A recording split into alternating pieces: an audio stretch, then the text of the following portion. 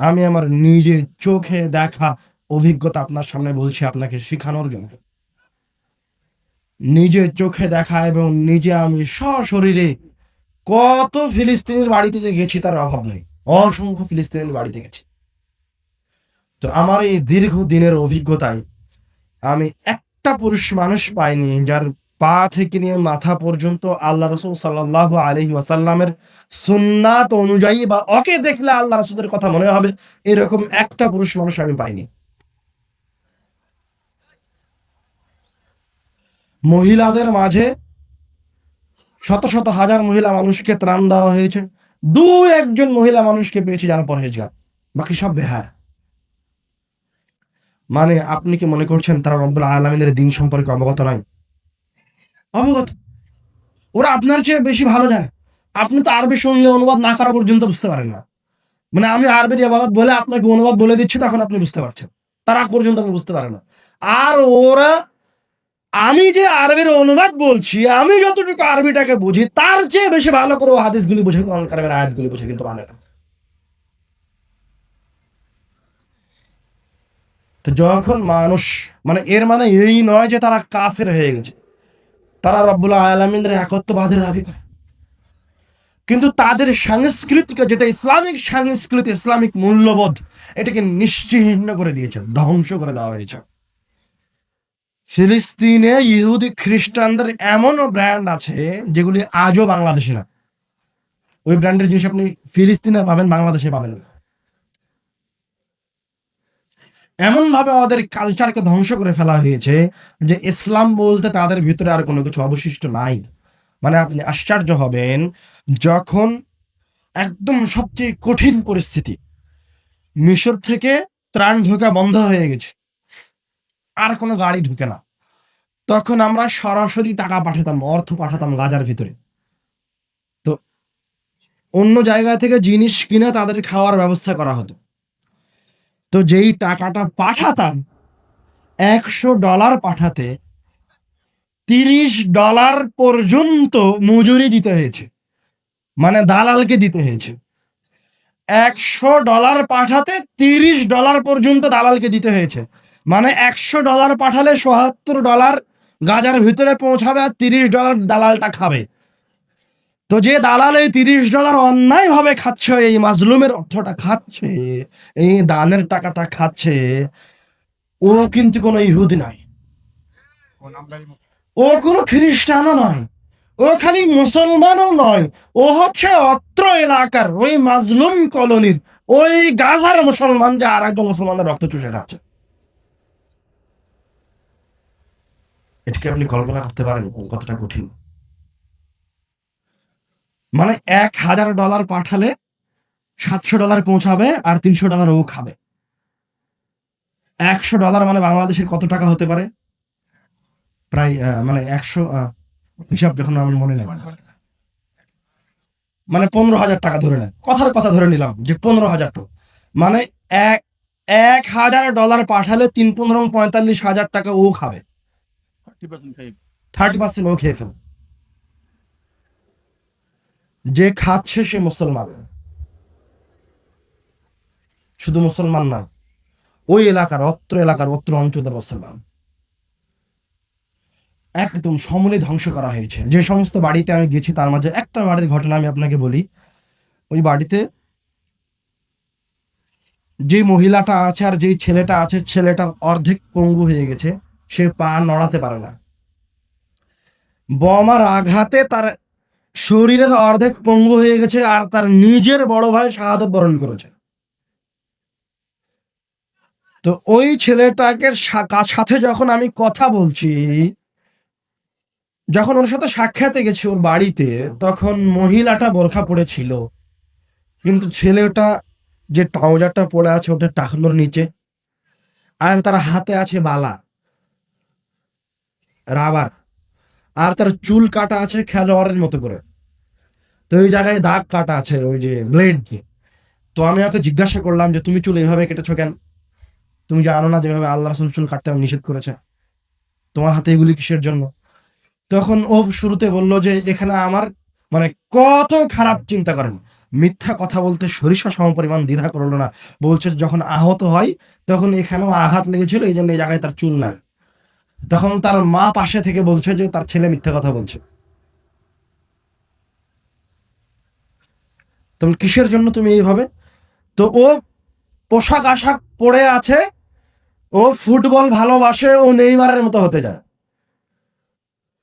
কত বড় জঘন্য কৃষ্টি কালচার তারা অন্তরে ধারণ করে। এই জন্য হাতে বালা পড়ে আছে আর চুল এভাবে কেটে রেখেছে। তো তার সাথে অনেকক্ষণ কথা হলো, তাকে নসিহত করা হলো। এর ভিডিওটা হয়তো আপনারা আলে ইসলাম টিভিতে পেতে পারেন, ওই দিনের ভিডিও করা ছিল ওই ছেলেটা। তো আপনি কল্পনা করতে পারবেন না যে শয়তান কিভাবে ধ্বংস করে দিয়েছে। আল্লাহ আল্লাহ বলতেছে, আল্লাহ আল্লাহ বলে আল্লাহকে ডাকছে। মানে ও মুসলমান, আমি ওকে কাফের বলছি না, ও মুসলমান, বাস্তবে মুসলমান। ওর ঈমান আমার চাইতে বেশি ভালো। এত জুলুমের পরেও সে ঈমান থেকে সরে যায়নি। এত জুলুমের কারণে সে ইহুদি ধর্ম গ্রহণ করেনি। ও জানে ধর্ম ঠিক, কিন্তু তার উপর রব্বুল আলামিনের রহমত অবতীর্ণ হয় না, এই জন্য যে ও বিধানটা জানে যে আমি চুল যদি এইভাবে কাটি তো এটা আল্লাহর রাসূলের নাফরমানি। ও বিধান জানে যে আমি যদি দাড়ি চাচি তো আল্লাহ রাসূলের নাফরমানি। ও এই বিধান জানে যে আমি যে টাকনোর নিচে কাপড় পরিধান করি এটা আল্লাহ রাসূলকে অপমান করা। ও এই বিধান জানে যে আমি সালাত আদায় করি না, এটা রব্বুল আলামিনকে অপমান করা। ও এগুলি সব জানে, জানার পরেও আমল করে না, তখন রব্বুল আলামিনের গজবের শিকার হয়। মানে আপনাকে আসলে কি দিয়ে বুঝাবো? আরেকটা উদাহরণ দিই। বদরের যুদ্ধে আল্লাহ রাসূল এবং তার সাহাবায়ে কেরামগণ মাত্র ৩০০ জন যুদ্ধ করছেন ১,০০০ কাফেরের সাথে, যারা এদের চাইতে কয়েক গুণ শক্তির অধিকারী। উহুদের যুদ্ধে সাহাবায়ে কেরামগণ ৭০০ আর কাফেররা ৩,০০০। খন্দকের যুদ্ধে আল্লাহর রাসূল এবং তার সাহাবায়ে কেরামগণ মদিনার ভিতরে আবদ্ধ, তাদেরকে ঘেরাও করে রাখা হয়েছে, ঘেরাও করে রেখেছে পুরো আরবের কাফের, পুরো আরবের মুশরিকেরা, প্রায় ১০,০০০ সৈন্য। আর মদিনার ভিতরে অবস্থান করছে কয়েকশো মুনাফিক গাদ্দার ইহুদি। তারপরে মুতার যুদ্ধে আল্লাহ রাসূল নিজে উপস্থিত নাই, তার সাহাবীদেরকে পাঠিয়েছেন। ২ থেকে ৩,০০০ সাহাবী যুদ্ধ করতে গিয়ে দেখেন তাদের সামনে যাদের সাথে তারা যুদ্ধ করবে তারা প্রায় ২ লক্ষ।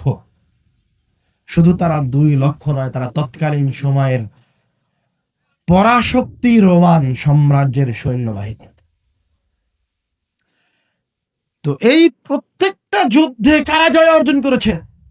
মুসলমানরা জয় অর্জন করেছে। অথচ এই প্রত্যেকটা যুদ্ধ হচ্ছে অসম যুদ্ধ, মুসলমানদের কাছে কিছুই নাই। আর যাদের সাথে যুদ্ধ করছে তারা হচ্ছে পরাশক্তি। তাহলে তারা কিভাবে জয় নিয়ে আসলো? তারা আসলে নিজেরা যুদ্ধ করেনি, তারা আসলে নিজের ওই তরবারি দিয়ে যুদ্ধ করেনি। কেননা যদি তারা তরবারি দিয়ে যুদ্ধ করে বিজয় আসতো তো মুতার যুদ্ধে ২ লক্ষ পরাশক্তির সামনে ২-৩ হাজার মুসলমান দাঁড়িয়ে থাকতে পারতো না কয়েক ঘন্টাও। যদি ২ লক্ষ সৈন্যবাহিনী দৌড়ে পার হয় তাদের হাতির বাহিনী নিয়ে, ঘোড় সওয়ার নিয়ে, তো এই ২-৩ হাজার মানুষ নিশ্চিহ্ন হয়ে যাওয়ার কথা। কিভাবে টিকেছিল? বদরের যুদ্ধে আয়াত অবতীর্ণ হয়েছে, আরো একাধিক যুদ্ধে সরাসরি রব্বুল আলামিনের কোরআনুল কারীমের আয়াত অবতীর্ণ হয়েছে। রব্বুল আলামিন বলছেন, ইয তাস্তাগীসুনা রাব্বাকুম, যখন তোমরা এই যুদ্ধের ময়দানে দাঁড়িয়ে তোমাদের রবকে ডাকছিলে। ইয তাস্তাগীসুনা রাব্বাকুম, যখন তোমরা তোমার রবকে ফরিয়াদ করছিলে, আহ্বান করছিলে, বলছিলে রব্বুল আলামিন আমাদের কোনো শক্তি নাই, আমাদের অস্ত্র নাই, আমরা শুধু এতটুকু জানি তুমি আল্লাহ সাহায্য করতে পারো। কিভাবে সাহায্য করতে পারো, কিভাবে বিজয় দিতে পারো সেটাও আমাদের জানা নাই, কিন্তু তুমি আল্লাহ আমাদেরকে সাহায্যের ওয়াদা করেছো, তুমি ছাড়া আমাদের আজকে আর কোনো শক্তি নাই। তো রব্বুল আলামিন বলছেন তোমাদের জন্য যখন তোমরা এইভাবে ফরিয়াদ করেছিলে বদর প্রান্তরে, তখন আমি তোমাদের জন্য ১,০০০ বিআলফিন মিনাল মালাইকাতি মুরদিফিন, আমি ১,০০০ ফেরেশতাকে তোমাদের সাথে যুদ্ধ করার জন্য পাঠিয়ে দিয়েছিলাম। সুবহানাল্লাহ। সাহাবী উপস্থিত ঘটনা বর্ণনা করছেন, নিজের চোখে দেখা। অস্ত্র বের করেছেন, এখনো মারেননি, তার আগে দেখেন গলা থেকে শরীর পৃথক হয়ে পড়ে গেল। এই ঘটনা আল্লাহ রাসূলকে শোনাচ্ছেন যে আল্লাহ রাসূল এরকম হয়েছে, কিভাবে হলো? তখন সারে ওঠে রব্বুল আলামিনের ফেরেশতা ছিল, তোমার আগে রব্বুল আলামিনের ফেরেশতা তরবারি চালিয়ে দিয়েছে। সুবহানাল্লাহ। মানে মুসলমানদের শক্তিটা, মুসলমানদের এই ক্ষমতাটা হচ্ছে সে তার রাসূলকে ভালোবাসবে, সে তার রাসূলের মতো হবে। ওর দিকে তাকালেই মনে হবে যেন যে এটা আল্লাহর রাসূলের কোন একটা অনুসারী। ওর দিকে তাকালেই বোঝা যাবে যে ও মুসলমান। যখন মানুষ এইরকম হবে, তার পা থেকে নিয়ে মাথা পর্যন্ত আল্লাহর রাসূলের সুন্নাতে ঢাকা, এমতো অবস্থায় যখন সে বিপদে পড়বে রব্বুল আলামিনকে আহ্বান করবে, তো তৎক্ষণাৎ যদি রব্বুল আলামিন আরেকজন বান্দাকে দিয়ে তাকে সহযোগিতা না করেন, তো রব্বুল আলামিন সরাসরি তার ফেরেশতাকে পাঠিয়ে দিবেন তার সহযোগিতার জন্য। এটা বাস্তবে ঘটেছে। এজন্যই আল্লাহ রাসূল বললেন, যে হাদিসকে আপনাকে আমি শুরুতেই শোনালাম, ইন্নাল্লাহা ইয়ারফাউ বিহাযাল কিতাবি আকওয়ামান ওয়া ইয়াদাউ বিহি আখারিন। রব্বুল আলামিন এই কিতাবকে দিয়ে একটা জাতিকে সম্মানিত করেন, আবার একটা জাতিকে অপমানিত করেন, ক্ষতিগ্রস্ত করেন। একটা সেকেন্ড অনুমতি দিচ্ছি। আসসালামু আলাইকুম। জি, কোন সমস্যা? আসসালামু আলাইকুম। না।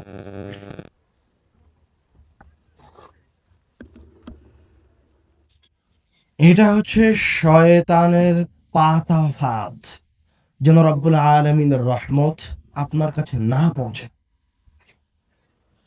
আপনি যেন আল্লাহ রাসূলকে অপমানের মাঝে দিয়ে আপনার জীবনকে পার করে দেন। আপনি যেন রব্বুল আলামিনের আনুগত্যহীনতার মাঝে দিয়ে আপনার জীবনকে পার করে দেন। মানে একজন মুসলমান পরাশক্তিতে রূপান্তরিত হবে তার রাসূলকে ভালোবেসে।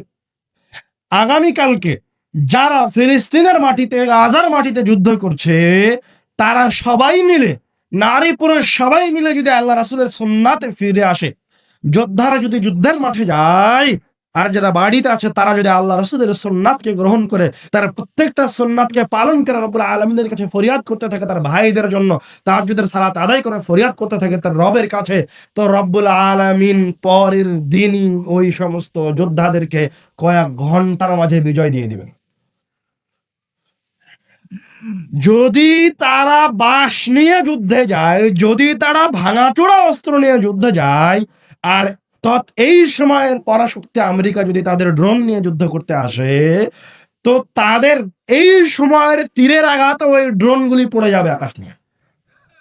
মানে তখন তো সে তীর চালাবে না, তার সাথে কে যুদ্ধ করবে? ফেরেশতারা যুদ্ধ করবে। মানে তোমার অস্ত্র তো আজীবনই দুর্বল। মানে তুমি যখন মুতার যুদ্ধে যুদ্ধ করছিলে, তো তখন তো তোমার ঘোড়াগুলি, তোমাদের উটগুলি তাদের হাতির বাহিনী থেকে পিছন দিকে ফিরে আসছিল। মানে ঘোড়াকে তারা মাঠে টিকিয়ে রাখতে পারছিল না। ওই সমস্ত ঘোড়া তো হাতি দেখে অভ্যস্ত নয়, অ্যারাবিয়ান উট। তো কে যুদ্ধ করেছে? কে তোমাদেরকে বিজয় নিয়ে এসে দিয়েছে? তোমাদেরকে বিজয় নিয়ে এসে দিয়েছে তোমাদের শিক্ষিত ঈমান। কেননা তোমরা শিক্ষিত মুসলমান ছিল ওই দিন। ওই দিন তোমাদের ফরিয়াদ রব্বুল আলামিনের কাছে সাথে সাথে কবুল করা হয়েছে। আর আজ তুমি নাফরমান, মুখে নাই দাড়ি ক্লিন সেভ করা, আর আল্লাহ আল্লাহ বলে চিৎকার করছে, তো এই ফরিয়াদ কি কবুল হবে? প্রত্যেকটা মানুষের অবস্থা আজ পৃথিবীতে এরকম। এখন বাংলাদেশ যে অবস্থায় আছে, এটা বাংলাদেশে আজও কিছু মানুষ পরহেজগার আছে বলে এই অবস্থায় আছে। যতটুকু রহমত আজকে রব্বুল আলামিনের এই বাংলাদেশের উপর আছে, আজও যে ভারত বাংলাদেশকে আক্রমণ করে দখল করে নেয়নি, গাজায় পরিণত করে দেয়নি, তো এতটুকু বেঁচে আছে যে আজও বাংলাদেশে কিছু মানুষ রব্বুল আলামিনের ইবাদত করে, রব্বুল আলামিনের কাছে এই দেশের জন্য নিরাপত্তা কামনা করে। রব্বুল আলামিন রহমত করে তার দয়াবশত এই দেশকে টিকিয়ে রেখেছেন। অন্যথায় পাশেই বাংলাদেশের জন্য ভারত একটা পরাশক্তি, এবং মিনিটের বিষয় নয় বাংলাদেশকে দখল করা ভারতের জন্য।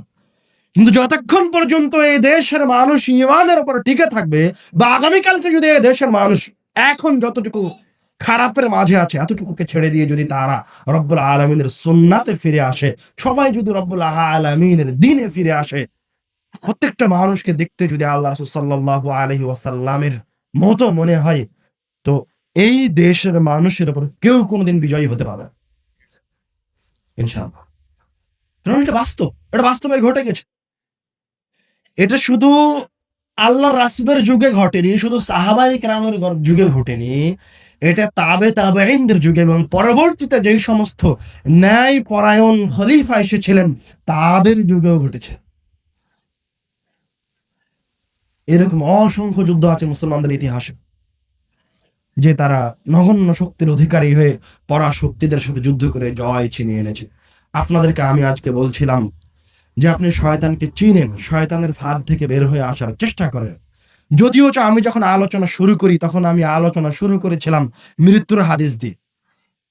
মানে আমি যখন আসি তখন আমার মনে মনে ছিল, আমি নিয়ত করে রেখেছিলাম যে মৃত্যু সম্পর্কে আপনাদেরকে কিছু বলবো, কিন্তু আসার পরে দেখি যে পুরো প্রোগ্রামের মানুষ রাস্তায়।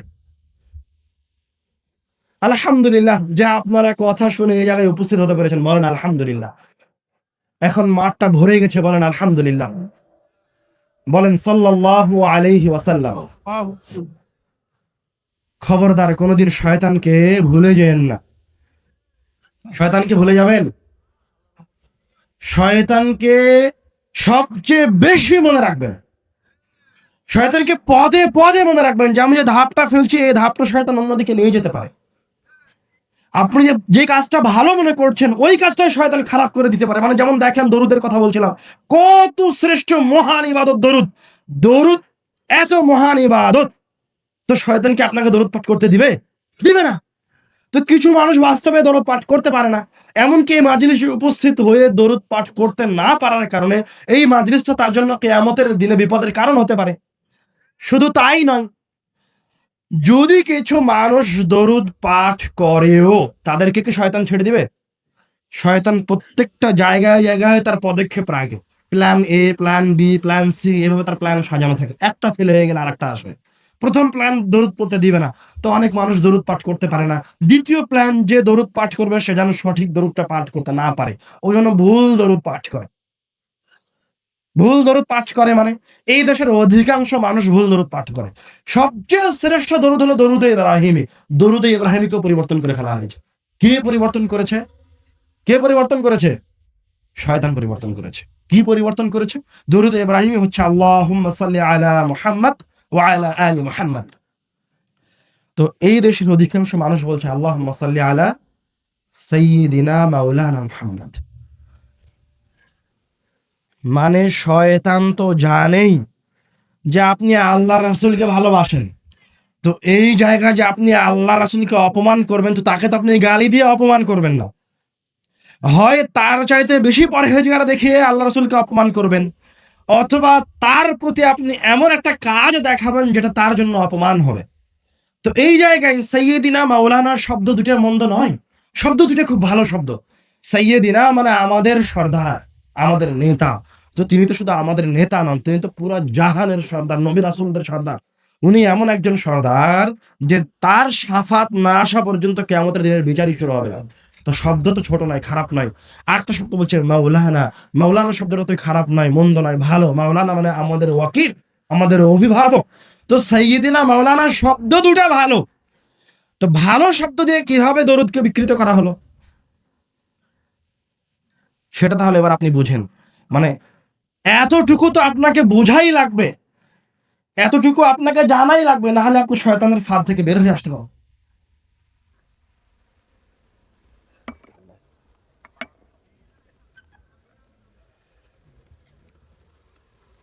আমার সাথে আছেন তো? চোখে চোখ রেখে কথাটা শোনেন মনোযোগ দিয়ে।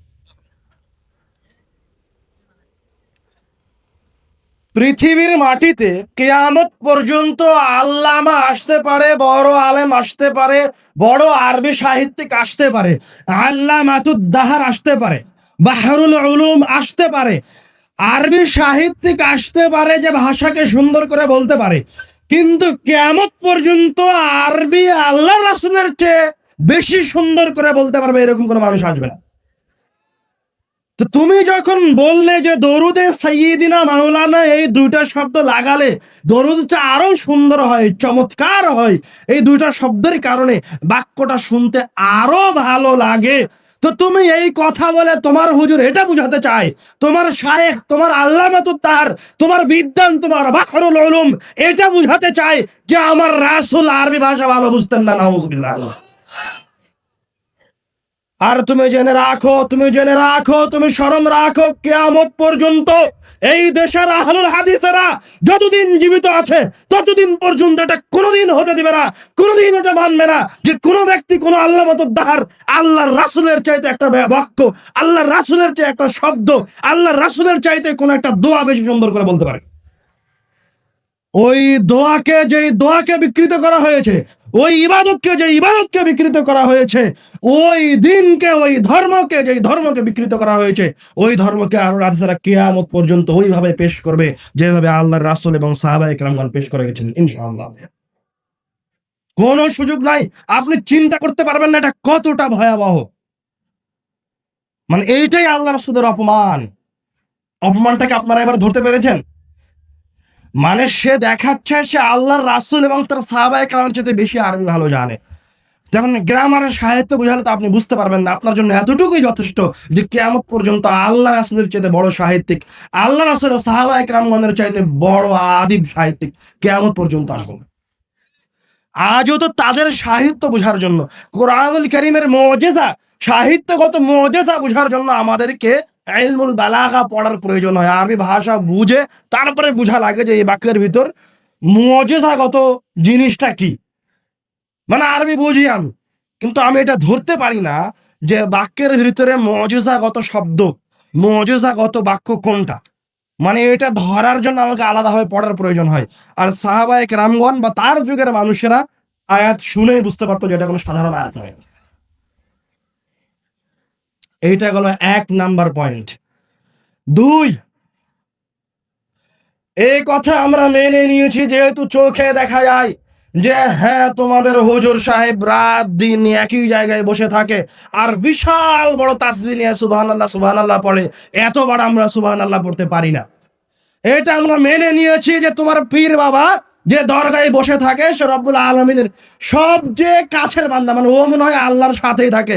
এটা আমি উপস্থিতি মেনে নিলাম, কিন্তু কিয়ামত পর্যন্ত এটা আমি কোনোদিন মেনে নিব না যে আমার আল্লাহর রাসূলের চেয়ে, আমার আল্লাহর রাসূলের সাহাবীদের চেয়ে কোনো মানুষ, কোনো ব্যক্তি কিয়ামত পর্যন্ত রব্বুল আলামিনের কাছে প্রিয় হতে পারে। মানে আমার রাসূল এবং আমার সাহাবায়ে কেরামগণ রব্বুল আলামিনের কাছে বেশি প্রিয়। যদি কারো কথা শোনার প্রয়োজন হয় তার কাছে যাওয়ার জন্য, রব্বুল আলামিনের নিকটে যাওয়ার জন্য, তো আমি আহলে হাদিস, আমি মুসলমান, আমি আল্লাহর রাসূলের কাছে এবং তার সাহাবায়ে কেরামের কাছে ফিরে যাব, ওই ভণ্ডর কাছে ফিরে যাব। তৃতীয় পয়েন্ট আবার একই কথা। হতে পারে ওই ব্যক্তি তোমার কাছে আল্লাহর সবচেয়ে নিকটবর্তী, হতে পারে ওই ব্যক্তি, ওই আল্লাহ মাতুদ্দাহার তোমার কাছে আল্লাহর সবচেয়ে পরহেজগার বান্দা, কিন্তু আমার কাছে, আমার মতো মুসলমানদের কাছে, আমার মতো আহলুল হাদিসদের কাছে রব্বুল আলামিনের সবচেয়ে নিকটবর্তী বান্দা হচ্ছে আল্লাহ রাসূল সাল্লাল্লাহু আলাইহি ওয়াসাল্লাম। এবং যেই জিহবা দিয়ে ওহী ব্যতীত অন্য কোনো কিছু অনর্থক বাক্য বের হয় না, সেই জিহবাটা হচ্ছে, সেই মুখটা হচ্ছে আল্লাহ রাসূল সাল্লাল্লাহু আলাইহি ওয়াসাল্লামের জিহবা, আল্লাহ রাসূল সাল্লাল্লাহু আলাইহি ওয়াসাল্লামের মুখ। যদি নিকটের কথাও বলো তো আমি মুসলমান, আমি আহলে হাদিস, আবার আল্লাহ রাসূলের কাছে ফিরে আসব। কোন জায়গায় কোন সরিষা সম পরিমাণ ফাঁকা নাই যেই জায়গা দিয়ে অন্য কেউ ঢুকবে। এই ৩টা জিনিস অন্তত মাথায় রাখবেন। যে দোয়া বলতে চান, যদি আরবিক বাক্যটা বলতে চান, তো আল্লাহর রাসূল যেটা বলেছে ওটাই বলুন। আর দোয়াটা যদি ইবাদত হয় দরুদের মতো, তাহলে তো ওইটা উল্টানো, ওটাকে বিকৃত করে বলা নেহায়াত অন্যায়, জঘন্যতম অন্যায়। ওটার জন্য কিয়ামতের দিন শাস্তি পেতে হবে। কোন ইবাদত যদি করাই লাগে তো এটাকে আগে যাচাই বাছাই করব। যতক্ষণ পর্যন্ত আমার সুন্নাত আমলের প্রয়োজন নাই, ততক্ষণ পর্যন্ত আমার নফল আমলের প্রয়োজন নাই, যতক্ষণ পর্যন্ত আমার কাছে প্রমাণ না হচ্ছে যে এই কাজটা আল্লাহ রাসূল করেছেন। কেন আপনি আমার বাক্যটা শুনে কষ্ট পেয়েন না? কেন কষ্ট পেয়েন না? কেন আমি এভাবে বলছি যে আমার সুন্নাতের, আমার নফল ইবাদতের ততক্ষণ পর্যন্ত প্রয়োজন নাই যতক্ষণ পর্যন্ত না আমি দলিল পাচ্ছি। কেন প্রয়োজন নাই? কেননা ওই নফল আর ওই সুন্নাত যদি আমার কাছে থেকে ছুটে যায় তো আমার আমল নামায় একটা পাপও লিখা হবে না। কিন্তু ওই সুন্নাত আর ওই ইবাদত যদি আল্লাহ রাসূলের না হয়, তো কিয়ামতের দিন আমার আর বাঁচার কোনো রাস্তা থাকবে না। কথা কি বুঝতে পারছেন? তো আগে আপনার কাছে ৫ ওয়াক্ত সালাত প্রমাণিত ফরজ, কোনো সন্দেহ নাই। তো আপনি খালি আগে ৫ ওয়াক্ত সালাতই আদায় করেন। আপনার কাছে সিয়াম প্রমাণিত ফরজ, তো আপনি সিয়ামই আদায় করেন। আগেই কেন হুজুর বাবার কাছে গেলেন? যদি দরগায় যাওয়াই লাগে তাহলে দরগার একটা হাদিস বের করে তারপরে যান। কথা বুঝতে পারেননি? মানে আপনার যদি আরো এক্সট্রা আমলের প্রয়োজন হয়, আপনার যদি এত বড় তাসবির প্রয়োজন হয়, তো আমি আপনাকে নিষেধ করিনি তাসবিহ টিপতে। আপনার যদি সালাত শেষে একসাথে হাত তুলে দোয়া করার প্রয়োজন হয়, তো আপনি করেন, আমি নিষেধ করিনি করতে। কিন্তু আপনি আগে এটা খুঁজে বের করেন যে আল্লাহ রাসূল করেছে কিনা। কেননা ওটা সুন্নাত, কেননা ওটা নফল। ওই ইবাদতটা যদি আল্লাহ রাসূলের না হয়, তো আপনার পরকাল পরিপূর্ণ বাতিল হয়ে যাবে। তখন তো আর কিছুই থাকলো না। তো ইবাদতের তো প্রয়োজন নাই যতক্ষণ পর্যন্ত না প্রমাণ হচ্ছে। অন্তত এই জিনিসটা মাথায় রাখিয়েন যে ইবাদতই করব, যত ভালো ইবাদত হোক না কেন, যত বড় ইবাদত হোক না কেন, আগে আমার একটা দলিল দরকার যে ওই ইবাদতটা বাস্তবেই সঠিক।